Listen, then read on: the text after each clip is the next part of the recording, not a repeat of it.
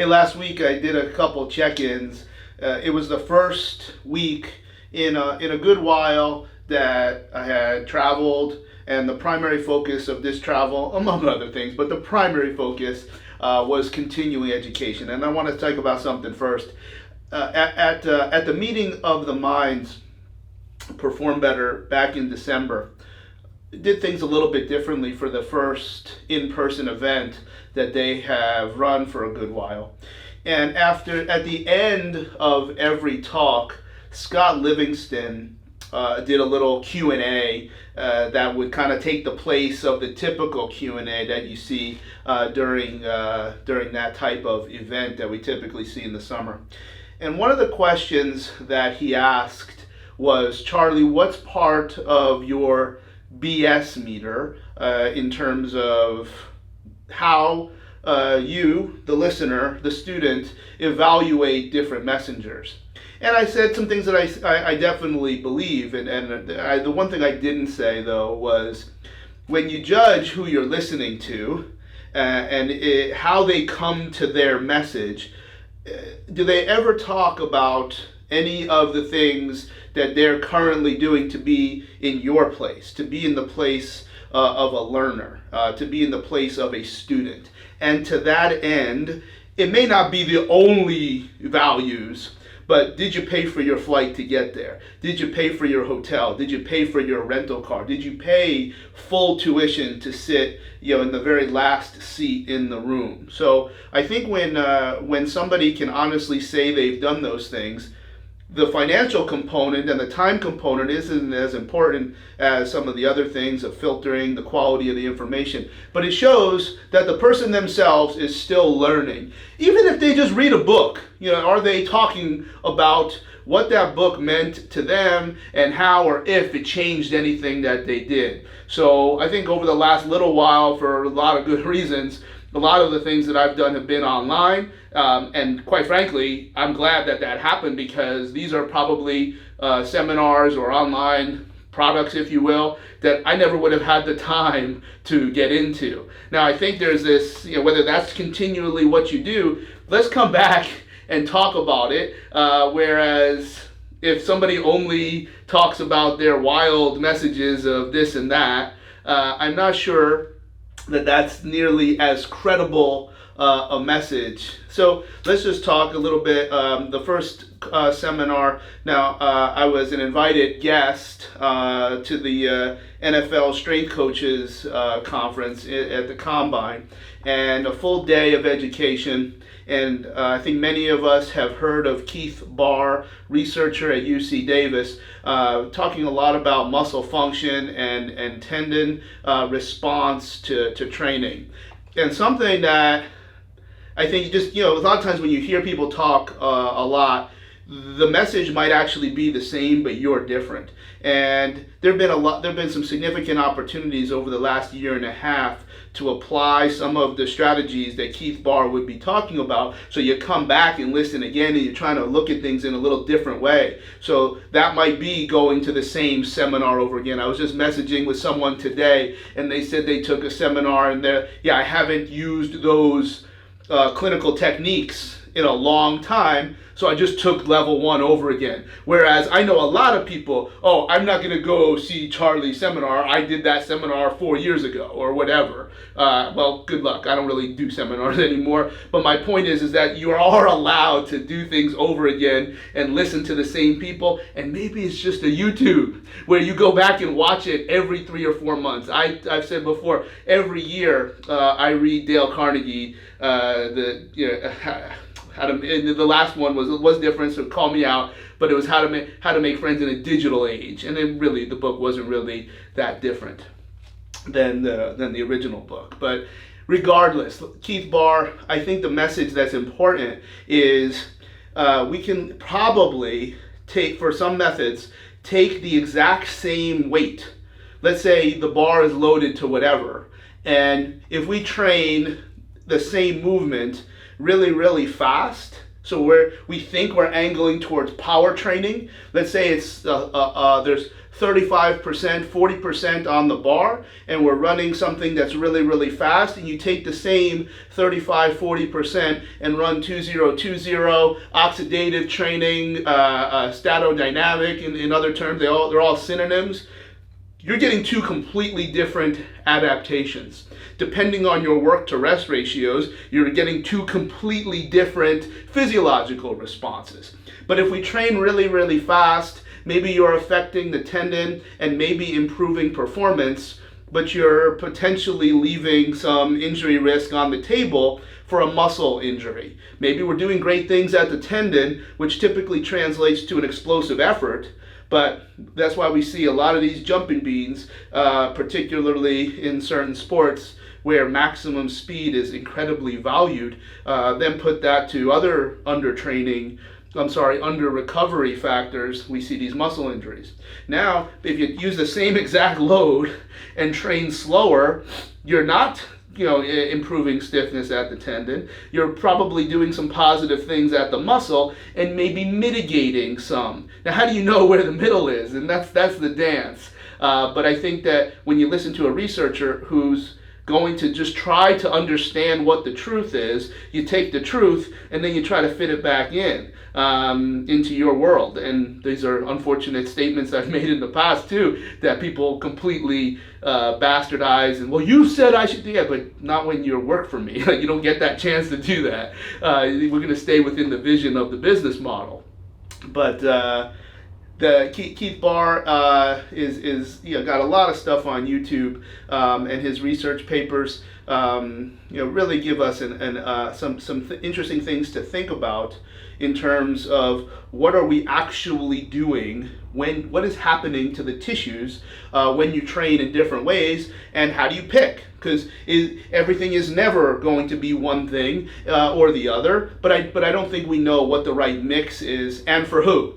Because there's different people that require different things, and you might be okay with your 4-3 guy playing 13 games every year because he's going to have muscle injuries, or you may be okay with him becoming a 4-3-7 guy, which is a huge difference, but maybe play 15 games instead of less. So I don't know that there's any evidence to support that, but there is some thought to get into that place, and that's what I got out of Keith Barr. The second talk, I didn't really, I wasn't terribly engaged. The talk was primarily nutrition and hydration, and I don't know that there was anything that kind of shook me up. Maybe others. However, the whole idea of when you're training intensely, to use diets that are or eating strategies that are typically associated with losing weight. It doesn't mean that these have no role for someone, but to limit carbs, to limit certain, or to use terms of eating approaches that don't even make sense. It's questionable. And some from the hydration piece, same thing. Like they're probably not as sensible, even though we think we're doing good things. So I think the talk just didn't have a high level of resonance to me, given, or it might also be where my perspective is when it comes to nutrition and hydration. I'm a short order cook. I do what so-and-so says until we see that it doesn't make sense. So that was there. And then lastly, Bushexnader, we actually spent about 3 hours in the morning at breakfast just talking shop. And I had seen his talk previously at the NSCA in Orlando, and I'm like, there's a ton of parallels here to what we're doing with the Elite Performer program. And we just batted it around, and in his talk, it's definitely going to be a challenge because he's talking about ideal rehab strategies, probably for an explosive athlete, in his case, seeing a lot of track folks, but a lot of other sports that will utilize his services in a rehab, post-rehab setting. Probably, I think he said in the talk that he's talking about 6 weeks. In my mind, I want that program from day one. and we just continually lateralize and regress from the different positions. And we discussed how I used his program, not mine. I used his cycling 3 days for some studs over the last several months since hearing his talk, because it was somewhat easy to translate his 3 days into the 5 days that I might want to do, because the protocols are very similar. He just organized them in a different way, and it made a ton of sense. So I'm like, let's just try it and see where this goes, because in my situations, unlike Boo, I'm not seeing them for 12, 20 weeks. So if I can pass on a rolling cycle of 3 days, take a day off whenever, probably a little bit less daunting to control than 5 days where every day is somewhat different. Mondays and Thursdays are relatively the same. So, but you also need to have significant consistency if you are in a situation where the medical folks, and the medical folks might actually be two categories. You've got the surgeon, and then you've got the rehab folks, your athletic trainers, your certified athletic trainers, and your physical therapist, and then you've got the strength and conditioning or the fitness or the performance side. Those are three situations where they might have completely different perspectives, and in my mind, I'm not even sure why the surgeon would be involved in the rehab process. You just follow a couple rules and be done with it. If it's a knee, there aren't too many things that are that significant. Obviously, some more than others, but there's not that many to begin with. But like, I find that weird that, oh, well, the surgeon said you can't do that yet. Really, why? Like, there's no physiological reason, there's no tissue reason, there's nothing that would say this. But you might have three different perspectives, and I'm thinking like, man, you got to have a tight program, or this won't work. And then it turns into Dr. Frankenstein, and you just do part of it because these are the things you can get away with in terms of the trainers not supporting what the fitness folks are doing. To me, it's just weird that why anybody would not want to do that. Particularly from a level of something conservative. And it's not conservative versus aggressive. It's conservative versus normal. Why would you not take the opportunities to introduce stress and load into the system if it's safe and physiologically warranted? How do you, it just is. Like it's not a matter of someone's opinion that looks at things more aggressively. I had this conversation, totally different situation, a very significant rotator cuff repair. And day one, and every day as needed, we go over the protocol to discuss this is what the patient can expect, and this is where we're going. And in this case, because there was a significant degree of chronicity, the protocol was not on sync with when the patient was able was convinced to start rehab. The surgeon felt that they would wait 3 weeks, which I have no issue with, because that's that's clearly a period of time where there could be some decisions. But the protocol had basically this patient's beginning of week 4 would be week 1. So I wanted him to understand that we're going to be behind this piece of paper. Don't worry what this piece of paper said. And in effect as well, that piece of paper said everything is a range anyway. It's a solid group of surgeons that don't tell you have to do this at this day. Like, what if you don't have that piece of equipment? Or what if you have a different approach or perspective? So that was all very, very solid. So I said, no, to me, is that conservative? That's not for me to decide. I didn't do the surgery, and this is where we're at anyway. Like, we can't go back. It doesn't matter what my opinion is on that. Now, if there's something that I am not conservative on, or you might perceive it as aggressive, it's what's not on that piece of paper. Meaning, what can we do with the sling on your shoulder to improve hormonal and humoral impacts on the healing process? what can we do to improve a hormonal profile? What can we do to improve or maintain an elite immune profile? What can we do to have a cardiac system that supports the healing process, aka a highly valuable eccentric heart? What can we do to have oxidative function of everywhere around the joint and the rest of the body, so that we can use oxygen that supports the healing process? A lot of those processes, not all, are a very systemic adaptation. Meaning, if you use your legs, in theory, to develop increased mass of endocrine glands, which then improves your hormonal profile, it's not like those hormones don't affect what happens in your shoulder. So that's a very similar approach. But to me, that's not aggressive, because if it hurts the shoulder, then it's not an option.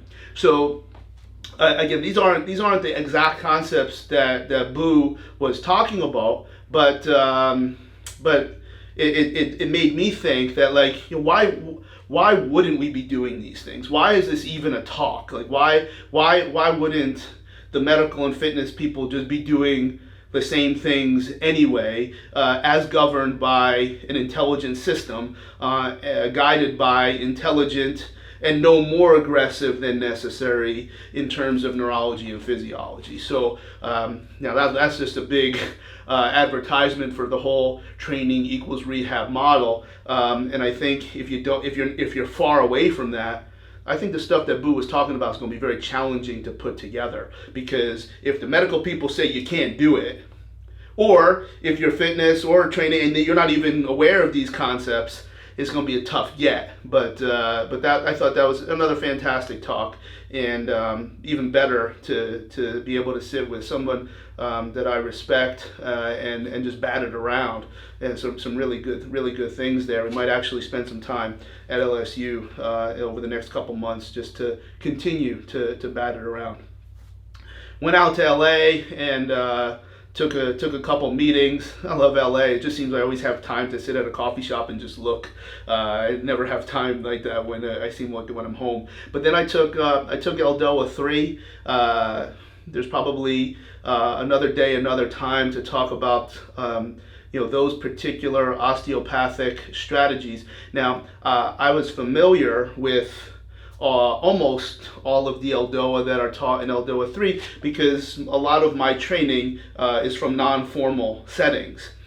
Other people show it to you, and okay, just like we're talking about with spending time with Boo. But just a lot of times to get it tightened up, and I think it is important to respect the commercial model. Like, what is it that they are saying from a neurological standpoint, a physiological standpoint? Wait, tell me what you think it does. Show me how to do it the way you think is perfect, and then you riff off of that. I think a lot of times, if you're only getting educated in an informal setting, you're getting something that's already morphed into something that has multiple perspectives. Particularly with Eldoa, where the execution of these exercises is incredibly demanding. I can only do a couple of them, just given what I'm good at and what I'm not good at. So I can't even demonstrate it to some people, which is a significant limitation. So I needed to be there, and I basically got 3 days of being coached. Now that I had to go to California to do that, and I paid full price, and I'm a student just like everybody else in the room. I'm proud of those things. My point is that why did I go if I felt like I already knew how to do it? Because now I know them better, and I have a higher level of understanding of what this commercial model was talking about. And something that I mentioned to a text message thread that I had earlier today. Not once did the instructor even imply that other ways are bad. And I think in some of the best stuff out there, it's easy to say that because it's the best.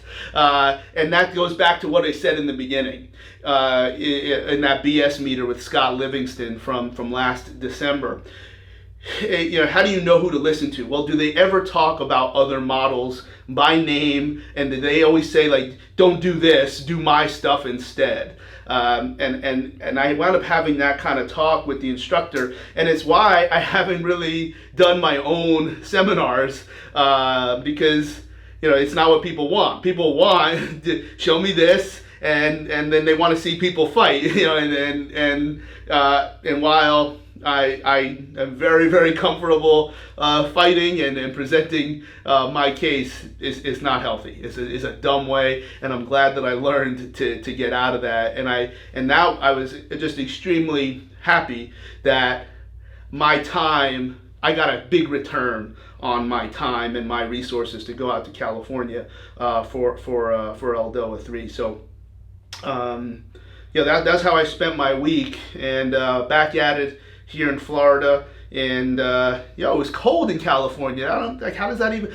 When I was there in 18, it rained for 5 consecutive weeks, but it was never really that cold. It was cold. So I don't know what's going on here. And like in Florida, it was cold for like 3 days. But it was a good trip, and able to come back and share some perspectives, not only clinically, but how people teach, who the student is, and what are the best things that you can look for to decide where you should go next. So last thing, if any of you have noticed, yes, this is a Pokemon t-shirt, and there might be some familiar faces, but I'm going to show you one that you have not seen. All right? Now, my friends in China may recognize some of these terms, but you have not seen this shirt before, because this was from the official release of Ryan Reynolds' Pokemon. So I know celebrities too. Hey, anybody seen a leprechaun? Say yeah.